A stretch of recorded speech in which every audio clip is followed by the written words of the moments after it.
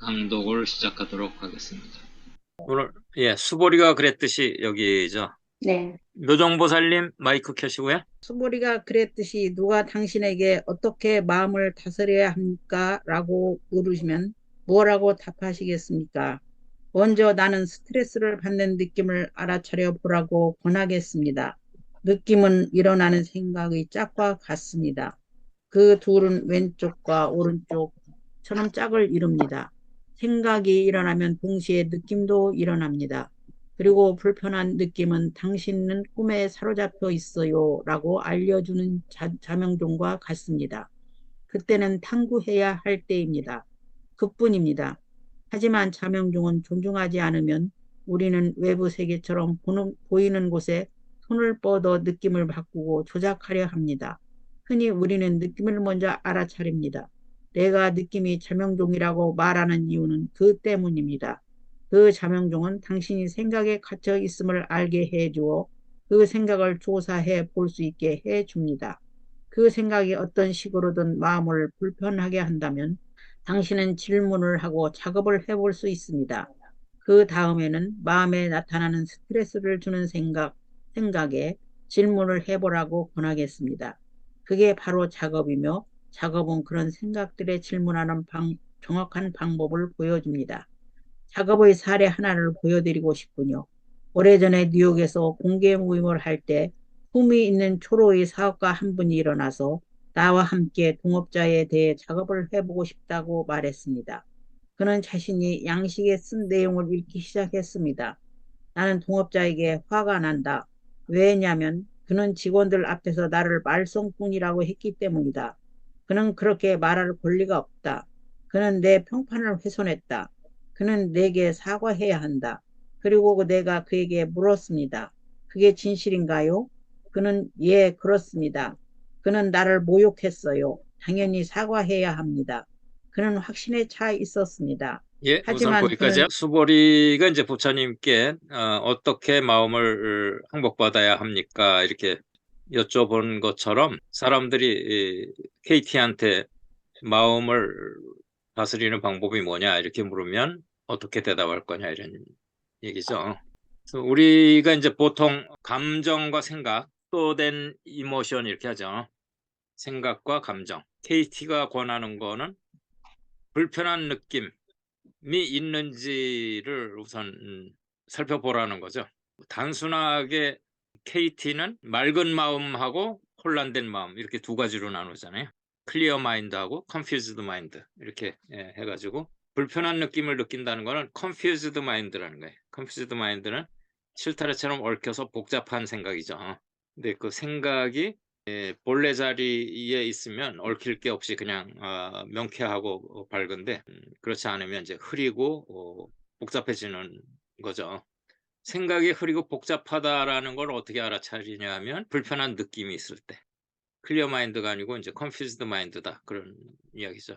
느낌이 경종을 울려주는 거라는 거죠. 우리 어디가 아프다 이러면 거기 이상이 있는 거잖아요. 몸으로 따지면 우리가 생각으로 따지면 마음으로 따지면 느낌이 불편하다라는 거는 마음이 편하지 않다라는 게 문제가 있다는 얘기잖아요. 그러니까 그 느낌이 자명종이라는 거죠. 그걸 경보 체계라는 거죠.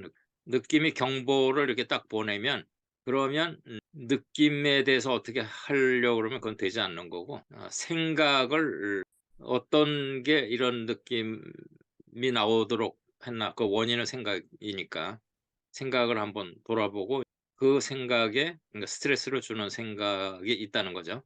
스트레스를 주는 생각에 탐구를 하라. 그러니까 질문을 하라는 거죠. 그게 이제 작업이죠. 이 KT는 그걸 작업이라고 이름을 붙였죠. 이 스트레스를 주는 생각 이게 이제 질문을 해보라 이렇게 권하겠다는 거예요. 그러니까 마음을 어떻게 다스려야 됩니까? 이렇게 물어보면 그러면 작업이 질문하는 방법을 정리해 놓은 게 작업이잖아요. 네 가지 질문. 그다음에 뒤바꾸기. 그래서 이제 그거를 지금 이제 예를 지금 들어보이겠다 이렇게 하는데 여기는 이제 그 회사를 공동 경영하는 어떤 사람이 자기의 공동 경영자가 맨날 자기 이를 못 살게 군다 이제 이렇게 생각을 하는 거죠. 남들 앞에서 말썽꾼 이렇게 폄훼하고 이런다라는 거죠. 평판을 훼손당했다. 그 사람이 나한테 사과를 해야 된다. 이렇게 이제 얘기를 하니까 KT가 그게 진실인가요? 그러니까 이제 아주 확신에 차서 네 이렇게 대답을 하고 모욕을 했으니까 사과를 해야 된다. 이렇게 이제 얘기를 한 거죠. 뭐 혹시 질문 있나요? 없습니다. 없죠. 네, 계속 이렇게 반복이 되니까 이제 그 작업도 틀이 좀 잡히죠. 다음에는 우리 하늘나루터님 마이크 켜시고요. 네네. 하지만 그는 지성적인 남성이었고 고통스러운 감정에서 벗어나기를 진심으로 원했습니다. 그래서 내가 작업의 두 번째 질문, 사과해야 한다는 게 진실인지 당신은 확실히 알 수 있나요? 을 하자 그는 내면으로 들어가서 자기가 쓴 문장을 진지하게 살펴보았습니다. 잠시 침묵한 뒤 그가 말했습니다. 아니요. 아니요라는 대답을 어떻게 찾았나요? 내가 물었습니다. 그가 그렇게 말한 이유를 내가 정말로 알 수는 없으니까요. 내가 다른 사람의 마음을 알 수는 없습니다. 그는 아마 자신이 옳다고 믿겠죠. 그러니 그가 사과해야 하는지 내가 확실히 알 수는 없습니다. 이 대답이 그의 내면에서 무언가를 느슨하게 해준 것 같았습니다. 그가 진실이라고 생각했던 문장이 이제는 그에게 이전처럼 명백한 진실로 보이지는 않게 되었습니다. 이어서 그에게 세 번째 질문을 했습니다. 동업자가 당신에게 사과해야 한다는 생각을 믿을 때 당신은 어떻게 반응하나요? 무슨 일이 일어나나요? 그는 대답했습니다. 화가 납니다. 그가 좋은 아이디어를 내놓아도 일부러 안 좋게 평가하며 거부해버립니다. 뒤에서 그를 헐뜯습니다. 그가 눈에 보이면 다른 데로 피해버립니다.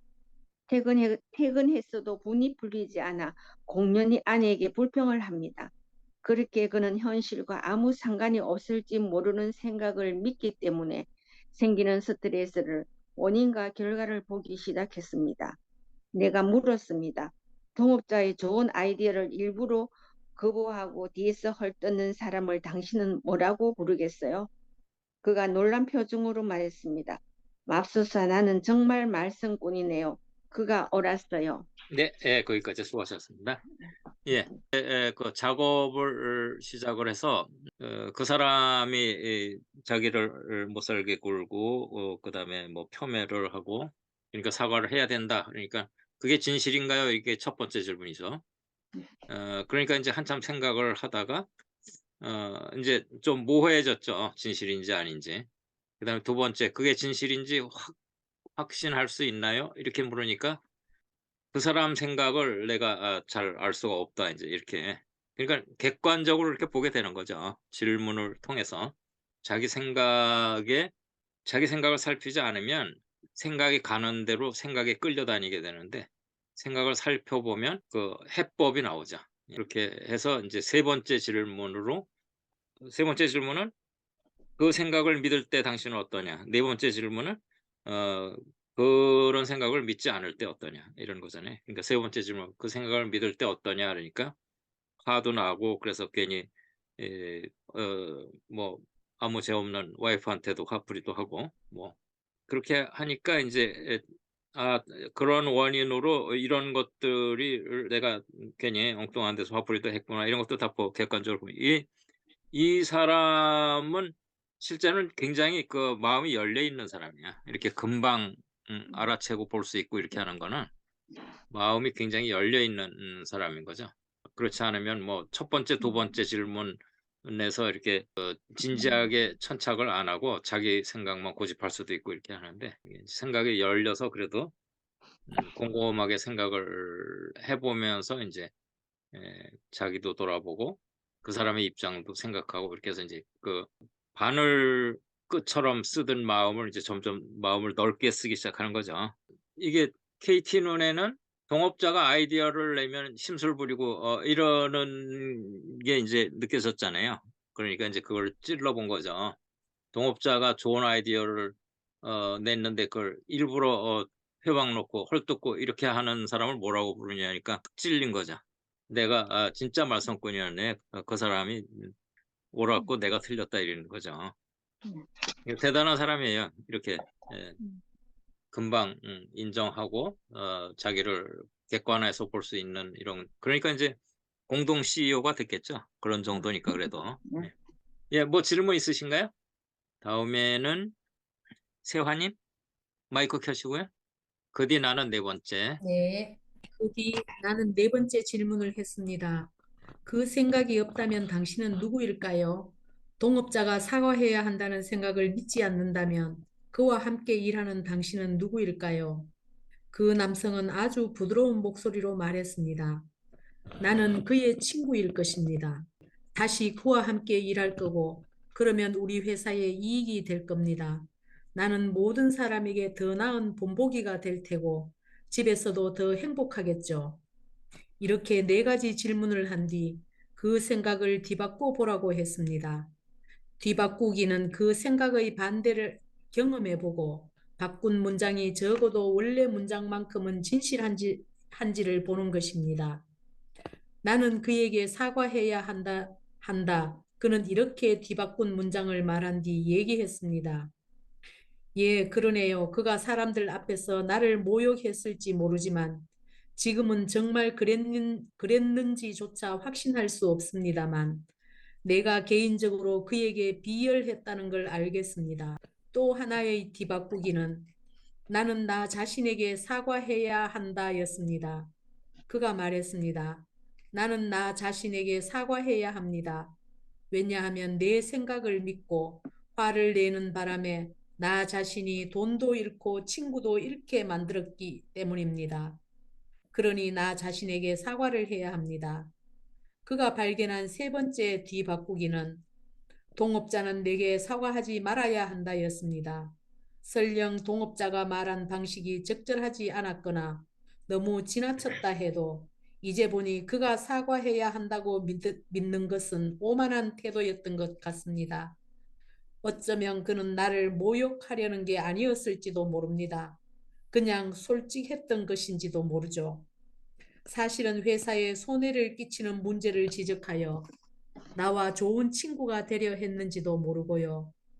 이 모든 변화가 불과 40분가량 대화하는 동안 일어났습니다. 나와 함께하는 작업이 끝날 무렵 그 남성은 크게 안도하는 것 같았습니다. 그는 몹시 분노하고 기분 나빠하던 자리를 떠나 동업자를 이해하고 좀 더 겸손하고 자기가 옳다는 믿음에 훨씬 더 의문을 품는 자리로 옮겨갔습니다.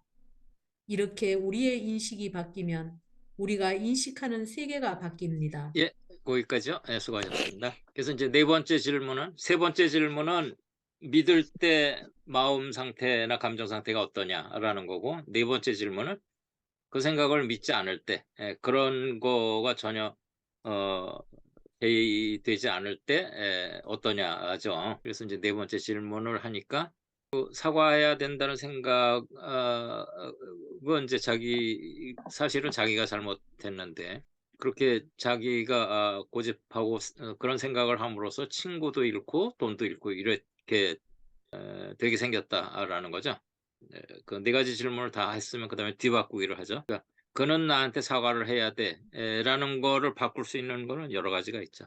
그와 나를 맞바꿔서 나는 그에게 사과를 해야 돼 이렇게 할 수도 있고, 아니면 그 중에 하나만 바꿔서 나는 나에게 사과를 해야 돼 이렇게 할 수도 있고, 그런 식으로 이제 뒤바꾸기를, 또는 뭐 그는 나한테 사과를 하지 않아도 돼 이렇게도 바꿀 수 있고, 여러 가지 바꾸는 방법이 있죠.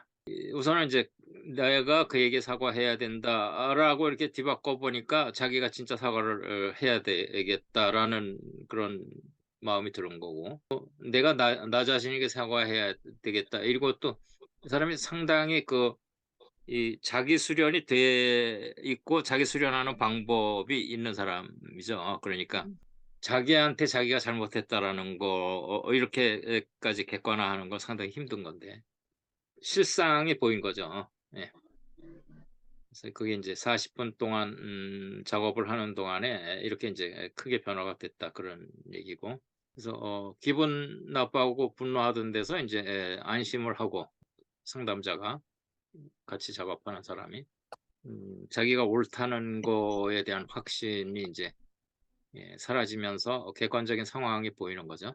작업에서 이 스트레스를 주는 생각에 질문을 하는 게 단순하고 친절해진다는 게 이제 클리어 마인드가 된다는 얘기. 클리어 마인드고 원래 마음 자체가 친절한 게 그게 마음이기 때문에 원래 상태로 돌아가는 거죠. 그런데 이런 스트레스 주는 생각은 누구나 다 그런 환경 속에서 그렇게 살고 있죠. 종류는 다 달라도. 한 예를 들었지만 누구나 스트레스를 받았을 때는 스트레스에 대해서 질문을 던져보면 이런 과정을 겪을 수가 있겠죠. 그래서 근본적으로 이제 마음이 변하게 된다. 이해를 하게 된다. 여기는 아직 안 읽었죠? 우리 문제. 여기 마저 읽으시죠, 우리. 자. 우리 문제의 원인이 다른 사람이라고 생각한다면 우리는 제정신이 아닙니다. 자기의 생각에 대해 작업을 혼란스러운 마음을 깨끗이 정리하면 문제가 사라집니다. 스트레스를 주는 생각에 질문을 하면 삶은 늘 더 단순하고 친절해집니다. 이런 생각들은 개인의 것이 아닙니다. 모든 사람이 언젠가 적어도 한 번은 그런 생각을 합니다. 이런 생각들은 매우 오래된 것이며 세계의 모든 언어권에서 스트레스를 주는 생각은 새로운 것이 아니며 계속해서 거듭 반복됩니다. 하지만 그런 생각들의 질문을 하면 마음이 근본적으로 변하기 시작합니다. 그리고 마침내 생각을 이해로 만나게 됩니다. 다음번에 그런 생각들이 또 일어나면 우리를 우울하게 했던 바로 그 생각이 웃음을 가져올 수도 있습니다. 동업자는 나에게 사과해야 한다고 생각했던 아퍼의 남성처럼 말이지요. 이전에는 화나고 원망하게 하고 우울하게 만들었던 생각들이 이제는 그에게 큰 웃음을 선사했습니다. 자기에게 정말로 진실한 것이 무엇인지를 깨달았기 때문입니다. 네, 수고하셨습니다. 작업의 4가지 질문과 뒤바꾸기를 통해서 완전히 이제 혼돈되고 실타래처럼 얽혔던 마음이 클리어 마인드로, 맑은 마음으로 바뀌어서 투명하게 상황이 보이는 거죠. 그렇게 된 거죠. 질문 있으신가요? 다음 갈게요. 우리는 결코 마음을 다스릴 수 없습니다. 오로지 마음에 대해 질문하고 마음을 사랑하고 이해로 만날 수 있을 뿐입니다. 마음을 다스릴 수는 없는 거예요. 질문을 던짐으로써 이해하게 되고 사랑하게 되고 이렇게 되는 거죠. 클리어 마인드가 되면 원래는 마음이 내 마음이니까, 그러니까 마음 안에서 서로 격투를 벌이는 거잖아요. 기분이 나쁘다던가 스트레스를 받는다라는 거는 안에서 분리가 일어나서 서로 다투는 거잖아요. 그거를 이렇게 통합, 융합 하는 거는 이제 클리어 마인드. 그러니까 이제 물로 치면 물 가운데다가 볼을 쌓아가지고 물을 양쪽으로 갈라놨던 거를 볼을 치움으로써 물이 다시 하나로 이렇게 통합이 되는 이제 그런 거를 만들어 주는 거죠. 그러니까 물을 다스릴 수 있는 게 아니고 물의 성질을 이해를 하고 물을 사랑하고 이렇게 하면 되는 거죠. 이제 불교에서는 그 기본 방향이 남을 바꾸려고 그러는 거는 오만이에요. 만용이고 나만 바뀌면 되는 겁니다. 나만 바뀌면. 남을 바꾸려고 이렇게 하는 거는 안 되는 거 가지고 계속 힘을 쓰는 거예요. 제일 쉬운 게 나를 바꾸는 거고 또 그게 올바른 방향으로 가는 거. 그렇습니다. 여기서 이해를 영어로 뭐라고 하셨어요? Understanding. 언더스탠딩보다 더 멋있는 뭐가 있을 것 같아서. 잠깐만요. 우리는 결코 마음을 다스릴 수 없습니다. The mind can never be controlled. 조절할 수 없다는 거. 우리가 마음을 조절할 수 있는 게 아니고 it can only be questioned. 거기에 질문을 할 수가 있고 사랑할 수 있고 그 다음에 이해로 만날 수 있고 met with understanding이잖아요. 이해로서 만난다. 근데 그런 과정이 다스려진다라는 게 아닐까요? 아니 컨트롤하는 게 아니고 그냥 마음을 우리가 그 길을 막았던 거를 그 길을 열어놓는 거죠. 그냥 마음이 가는 길을 열어놓는 거죠. 근데 이제 다스리는 거하고는 다르죠. 그러니까 네. 유의로, 음, 그러니까 우리가 태양을 구름이 가렸으면 구름이 흩어지면 태양이 그냥 드러나는 거지. 태양을 구름 밖으로 이렇게 끄집어내는 게 아니잖아요. 그러니까 태양을 구름 밖으로 끄집어냈다 이렇게 하면 그걸 다스렸다고 표현할 수 있지만, 태양을 그대로 있고 가렸던 구름을 걷었는데 그걸 뭐 태양을 다스렸다 이렇게 얘기를 하지는 않죠. 이해가 되시죠? 그 관계가? 예. 네. 근데 지금 KT는 여기에서 결론을 그냥 마음을 다스릴 수 없다고 결론을 냈잖아요. 근데 보통 네네. 수행하면서 마음을 다스리는 그 과정을 저희들이 이제 수행한 결국은 자기 마음을 스스로 다스리는 거잖아요. 그죠? 아니 그러니까 다스린다는 생각을 하는 동안은 마음이 다스려지잖아요. 음, 마음을 이해로 만나는 거예요. 그게 예, 이렇게 예, 예. 잘 들여다보면 내가 음. 마음을 다스렸다라는 거는 마음을 이해로 만나는 거지. 그 분한 마음이 막 일어나는데 분하지 마 이런다고 분하지 않잖아요. 그냥 그 분한 원인이 사라지기 때문에 분한 마음이 없어지는 거잖아요. 그럼 이제 저희들이 이때까지 이렇게 예. 배우고 이제 언어로서 했던 거는 그냥 전부 다 마음을 스스로 다스리고 이런 식으로 이제 뭐 하여튼 예, 그러니까 모든 표현은 그렇게 하는 건데 네. 그게 그 올바른 표현이 아니기 때문에 올바른 표현이 아닐 때는 가는 길이 멀어지죠. 그러니까 마음을 다스린다 이렇게 하면 길을 잘못 들 수도 있고 가는 길이 멀어질 수가 있는데, 마음을 이해로 만난다 이렇게 하면 아, 마음하고는 이렇게 일을 해야 되는구나. 그렇잖아요. 다스린다라는 거 하고 이해로 만난다라는 거는 그 천지 차이죠. 그렇죠. 네. 예. 그럼 이제 이 용어를 바꿔서 설명을 해야 되겠네. 앞으로 뭐 이렇게 네네, 할 그렇죠. 예, 그렇죠. 네. 예. 음, 그러니까 저희도 마음길 가는 대로 내버려 두는 거예요. 네, 다 우리는 그런 걸 우리는 다스린다라고 했는데. 그죠? 그렇죠. 아니 우린 그러니까 다스린다 다스린다라는 이렇게 거는 네. 우리가 소를 다스리려면 고삐를 꿰잖아요. 예, 근데 네, 소의 알겠습니다. 네. 고삐를 꿰는 게 아니고 네. 소가 가는 대로 그냥 내버려 두는 거예요. 네. 네. 이게 굉장히 큰 차이입니다. 이게 네. 지금 이 부분에서 이제 호리 유차 천지 형격이라고, 여기서 각도를 조금만 잘못 틀면 계속 싸움만 하는 거예요. 자기 마음하고. 그러니까 이제 하나도 업그레이드 안 되고. 시켜갖고 예. 그렇게 돼. 왜냐면 우리가 옛날에 극기라는 용어를 많이 네. 썼잖아요. 예, 그 예. 극기가 이제 자기를 네네. 뭐 이제 유교적으로 그렇게 썼는데 그게 예. 굉장히 사실은 아니, 그러니까 말이 안 되는 거잖아요. 안- 자기를 그렇죠. 그렇죠. 극복하면 없어지는 건데. 그러니까 자기하고 싸우라는 얘기잖아요. 자기를 그렇죠. 이겨먹으라는 계속 얘기잖아요. 그러니까 계속 싸움만 하게 되는 그런 그렇죠. 상황이 되는 것 그러니까 같아요. 자기를 이겨먹으라는 얘기니까 그건 안 되지. 예. 그래서 이번 용어는 별로 좋은 것 같지는 않다는 좋은가? 생각이 네. 진짜 좋은 표현 예를 주셨네요. 비기나치님이. 네, 극기. 네. 친해졌습니다. 네. 네. 우리 수영보살이 좋은 질문을 해서 그런 거야. 카밀라로타님이 좋은 질문을 하셨죠. 예, 앞에 금강경 해석을 뭐 우리가 알기 쉽게 한 것도 좋지만 이렇게 끝에 다스린다라는 근본적인 거를 이렇게 딱 건드려 놓으니까 아주 좋죠. 네. 네. 예. 판이 빛나는 순간, 이 부분은 우리 서미보살님 마이크 켜시고. 네. 환히 빛나는 순간 부처님께서 말씀하셨다.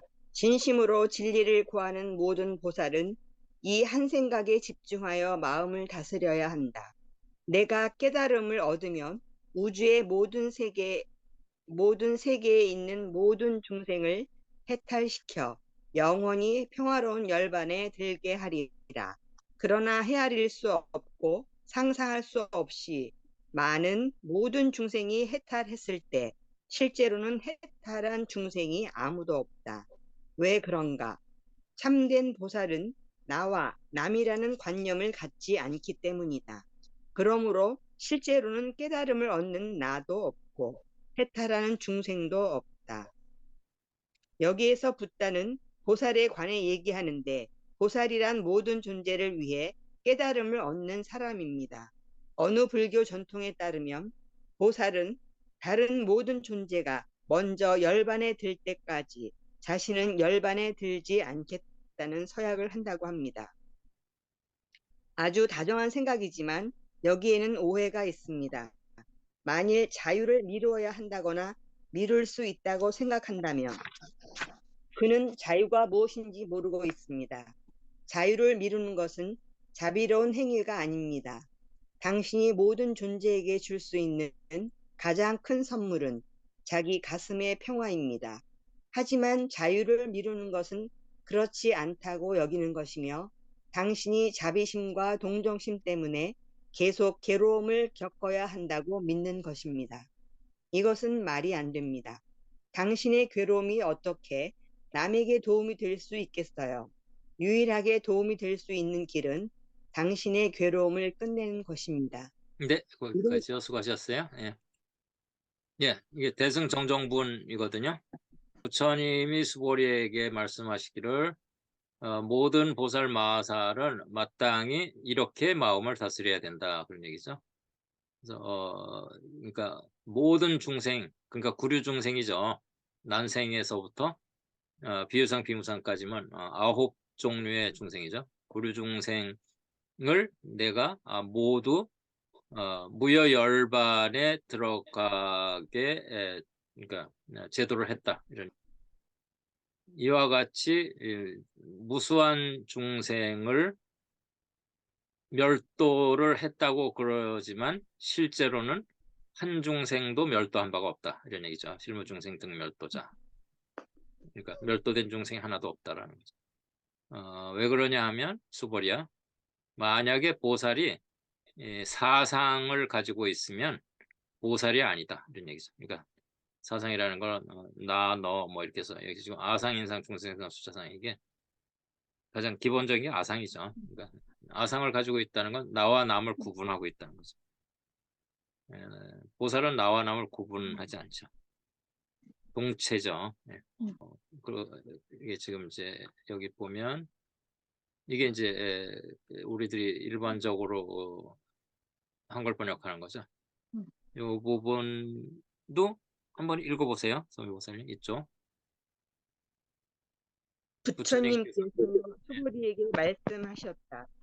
보살 마하살은 마땅히 이렇게 그 마음을 항복시켜야 되나니 이른바 세상에 있는 온갖 중생인 난생, 태생, 습생, 화생, 유색, 무색, 유상, 무상, 비유상, 비무상을 내가 모두 제도하여 무여열반에 들도록 하리라 하라.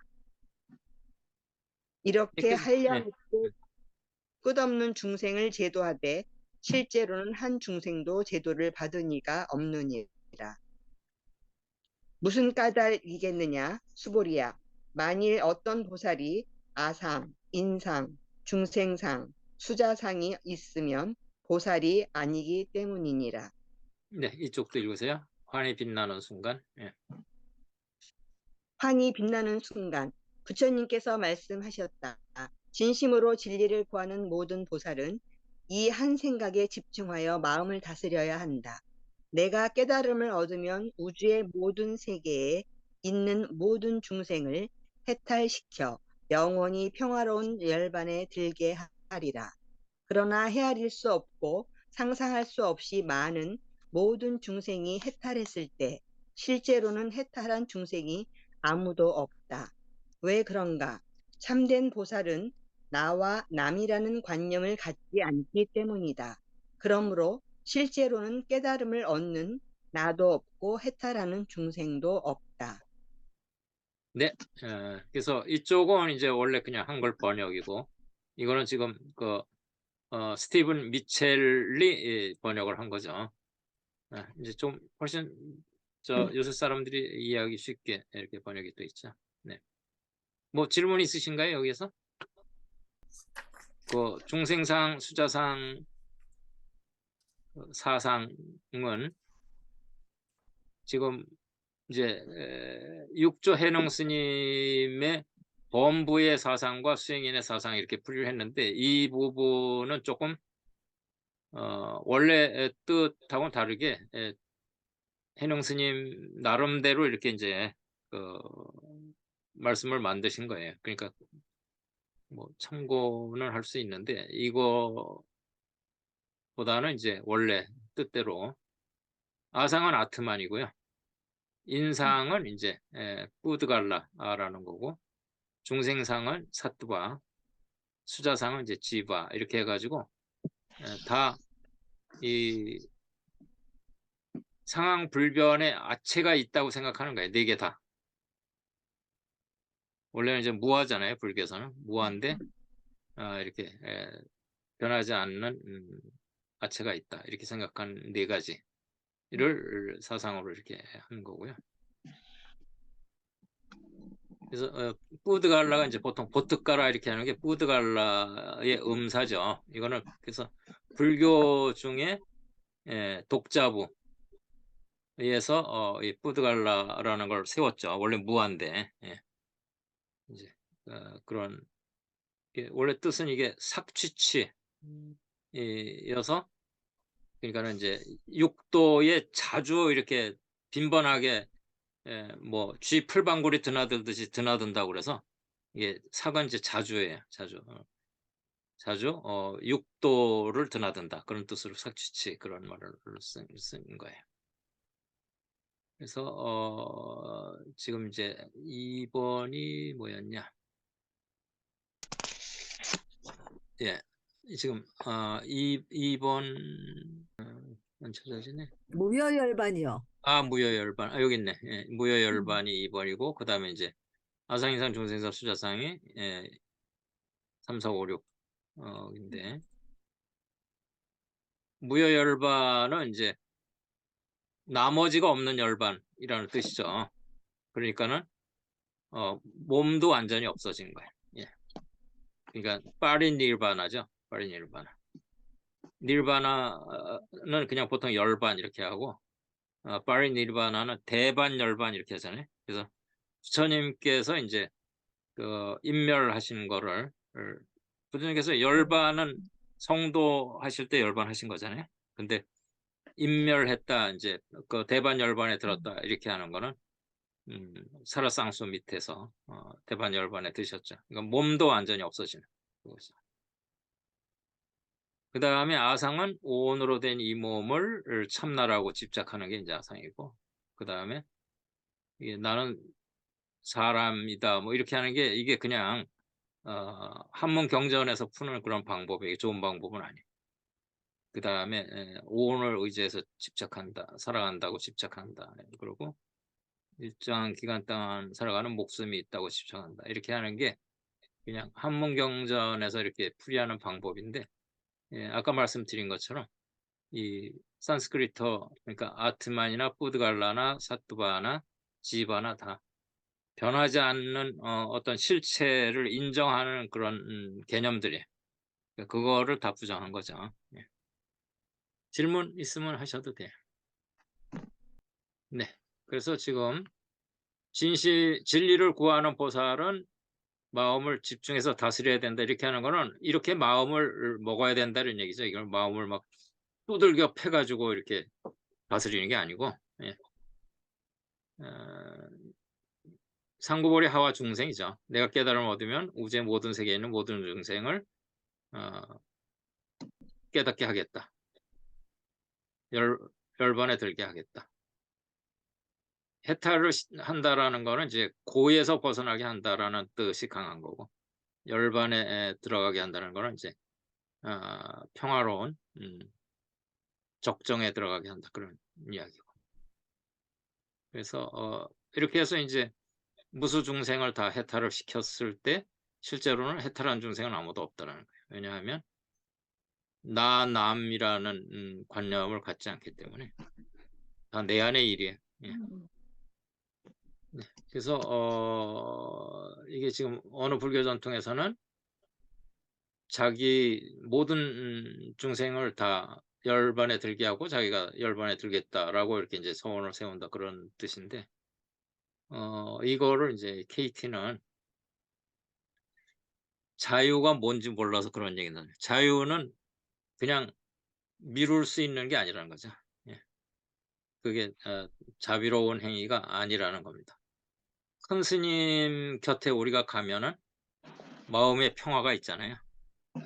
근데 큰 스님이 깨닫지 않으셨으면 우리가 그런 마음의 평화를 느낄 수가 있을까요? 큰 스님 곁에 가서? 그러니까 큰 스님이 그냥 막 괴로워하고 고통스러워하면서 사람들을 성불시켜야지, 해탈시켜야지 이렇게 하면, 그런 큰 스님은 그렇게 안 하시지만 만약에 그런 게 있다 그러면 그거는 이념 투쟁하는 거하고 똑같은 거야. 그러니까 저절로 이렇게 거기에 젖어들게 하려면 스스로가 그런 자리에 있어야 되죠. 예. 내가 사람들을 다 하기 전까지는 나는 고통을 받을 거야 이러고 그렇게 애써서 그렇게 하는 거, 그게 올바른 태도가 아니다라고 얘기를 하는 거죠. 그래서 남한테 도움을 주려면 내가 마음이 편하면, 편한 사람 옆에 오면 편해지는 거죠. 이렇게 비유를 하면 좀 쉽게 이해가 되시려나? 나는 등불을 켤 수가 있는데 다른 사람들이 등불을 켤 때까지는 나는 절대로 등불을 켜지 않을 거야. 그러면 등불을 켤 수 없는 사람은 깜깜한 속에 계속 있어야 되잖아요. 등불을 켤 수 있는 내가 등불을 켜면 다른 사람들이 그 등불의 혜택을, 좀 이해가 되시나요? 네, 다음. 이런 개념은 여기부터는 우리 자연인님 마이크 켜시고 한번 읽으실까요? 이런 개념은? 이런 개념은 또한 더 현명하고 존귀한 존재가 구원하러 올 때까지 모든 존재는 괴로움을 겪어야 한다고 여깁니다. 이것도 말이 안 됩니다. 만일 의도는 좋지만 진실을 오해하는 어떤 사람이 세상에서 일어나는 끔찍해 보이는 모든 일과 괴로움을 겪는 듯한 모든 존재를 상상하고 그런 모습들이 정말 존재하는 것처럼 여기면서 그 모습들에 집착한다면 그의 상상 속에서 그 모든 존재의 자유는 미루어지고 그 사람과 함께 계속 괴로움을 겪게 됩니다. 이것이 현실입니다. 하지만 그가 진실을 알아차리면 이 모든 상상 속의 존재는 해방되고 그때 보살은 깨닫게 됩니다. 모든 존재는 보살의 깨달음을 돕기 위해 여기에 있으며 그 반대가 아닙니다. 모든 존재는 보살 안에 있습니다. 단지 보살의 바깥에 있는 것처럼 보일 뿐입니다. 그들은 보살을 깨우치기 위해 끊임없이 중단 없이 여기에 있습니다. 붓다는 깨달음에 관한 얘기를 얘기합니다. 하지만 그는 깨달음이 없음을 압니다. 그런 것은 없습니다. 당신은 꿈에서 깨어나면 꿈이 실제한 적이 없음을 깨닫습니다. 당신이 잠들어 있었을 뿐입니다. 당신이 잠들어 있었던 까닭은 이야기들을 믿었기 때문인데 그 이야기들은 어쩌나 흥미진진했던지 그 이야기를 하는 자, 이야기꾼까지 만들어냈습니다. 모든 존재는 마음 안에 존재합니다. 그들은 모든 생각, 형상이며 허락받은, 받든 안 받든 열반에 듭니다. 그들은 모두 나온 곳으로 아무데도 아닌 곳으로 돌아갑니다. 그리고 시간은 실제하지 않으므로 그들은 이미 열반에 들었습니다. 나중은 없습니다. 그들은 열반에 들 필요조차 없습니다. 모든 존재는 애초에 그들을 만들어낸 자의 깨달음을 통해 해방됩니다. 그리고 그는 더도 덜도 아니고 단지 열반에 드는 것처럼 보일 뿐입니다. 여기에는 붓다의 중생, 꿈꾸는 자와 꿈꾸어지는 것이 모두 포함됩니다. 네, 거기까지 수고하셨습니다. 예, 생일 먹으려고 일주일 굶고 이러지 말라는 얘기예요. 자기가 자유로워질 수 있으면 자유로워져서 그게 다른 것도 더 빨리 자유롭게 할 수 있는 그런 길이고, 실제로는 내가 못 깨달은 거지 뭐 다른 중생들이 못 깨달은 게 아니라는 거죠. 예. 그래서 자기 혼자 상상 속에서 남들을 위해서 나는 괴로움을 받아 이러면서 그냥 혼자 애쓰고 있는 거죠. 자유로워질 수 있는데. 근데 그게 남들을 위해서 받는 게 아니고 자기 생각이 잘못돼서 괜히 혼자 고생하는 거죠. 예, 그런 얘기죠. 그리고 이제 그 깨달음이라는 게 꿈속의 일이라는 거죠. 깨닫는다 안 깨닫는다 이런 게. 우리가 꿈속에 있을 때 이제 꿈을 깨야 되는 건데 꿈을 이미 깨 있으면은 꿈을 깨려고 애를 쓸 그런 필요가 없는 그런 거죠. 예, 중생은 꿈속에 있기 때문에 꿈 깨려고 애는 써야 돼요. 예. 근데 깨보면 사실은 애쓸 게 없었던 거죠. 우리는 이제 우리가 만들어낸 이야기에 사무쳐서 사는 거예요. 우리가 이야기꾼인데, 그러니까 뭐 예전에 이제 그 존카바친에서는 해설자, 내레이션한다, 해설한다 이렇게 축구 해설자 이런 식으로 비유를 했었죠. 우리가 축구를 봐야 되는데 축구를 보는 게 아니고 축구 해설자의 설명을 따라다니 이런 거죠. 우리가 산다는 게 그 이야기를 믿는 거. 그러니까 KT가 그 이야기를 믿지 말고 그냥 클리어 마인드로 있는 그대로 살라는 건데 우리는 우리가 지어낸 이야기가 있는 그대로보다 더 진실인 것처럼 믿고 그러고 사는데 그게 혼동된 마음, confused mind이기 때문에 순탄할 수가 없죠. 모든 거는 이제 나온 대로 돌아간다 그렇게 했고 또 시간은 실제하지 않는다. 성경인가 그런 대목이 나오죠. 깨닫고 보니까 이미 모든 세상이 다 깨달아 있다라는 거.